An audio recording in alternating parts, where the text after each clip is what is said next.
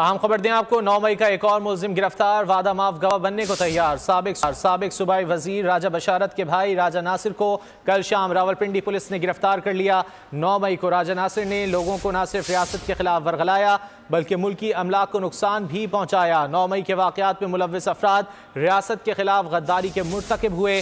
राजा नासिर ने अपना जुर्म कबूल कर लिया। 9 मई का एक और मुलजिम गिरफ्तार, वादा माफ गवाह बनने को तैयार। साबिक सूबाई वजीर राजा बशारत के भाई राजा नासिर को कल शाम रावलपिंडी पुलिस ने गिरफ्तार कर लिया। 9 मई को राजा नासिर ने लोगों को न सिर्फ रियासत के खिलाफ वरगलाया बल्कि मुल्की अमलाक को नुकसान भी पहुँचाया। 9 मई के वाक़यात में मुलव्विस अफराद रियासत के खिलाफ गद्दारी के मुर्तकिब हुए। राजा नासिर ने अपना जुर्म कबूल कर लिया है। 9 मई का एक और मुलजिम कानून की गिरफ्त में आ चुका है, वादा माफ गवाह बनने को तैयार। साबिक सूबाई वजीर राजा बशारत के भाई राजा नासिर को कल शाम रावलपिंडी पुलिस ने गिरफ्तार कर लिया है। 9 मई को राजा नासिर ने लोगों को न सिर्फ रियासत के खिलाफ वरगलाया बल्कि मुल्की अमलाक को नुकसान भी पहुँचाया। तफसीलात जान लेते हैं नुमाइंदा खुसूसी सलमान आवान से। सलमान, बताइए।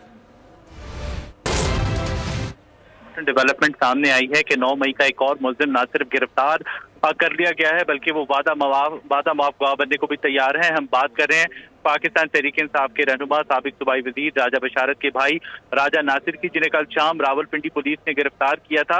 9 मई को राजा नासिर ने न सिर्फ आम लोगों को, शहरियों को रियासत पाकिस्तान के खिलाफ वरगलाया बल्कि वो खुद भी मुल्की अमलाक को नुकसान पहुंचाने के अंदर मुलव्विस रहे हैं और इनको अफराद को जो अब संगीन गद्दारी के मामलात का मुकदमात का सामना है। राजा नासिर ने न सिर्फ अपना जुर्म कबूल किया है बल्कि वो वादा माफ गवाह भी बनने को तैयार हो गए हैं और उस मामले के अंदर जो हकीकी कैरेक्टर मुलव्विस हैं या मास्टर माइंड मुलव्विस हैं उसके हवाले से उनका इम्पोर्टेंट किरदार जो है वो आने वाले दिनों में मजीद सामने आने वाला है। तो ये रियासत का मामला है, गद्दारी का मामला है और उसमें राजा नासिर जो है वो वादा माफ गवाह बनने को तैयार हो गए हैं। जी, सब्सक्राइब करें और बेल दबाएं ताकि कोई खबर रह न जाए।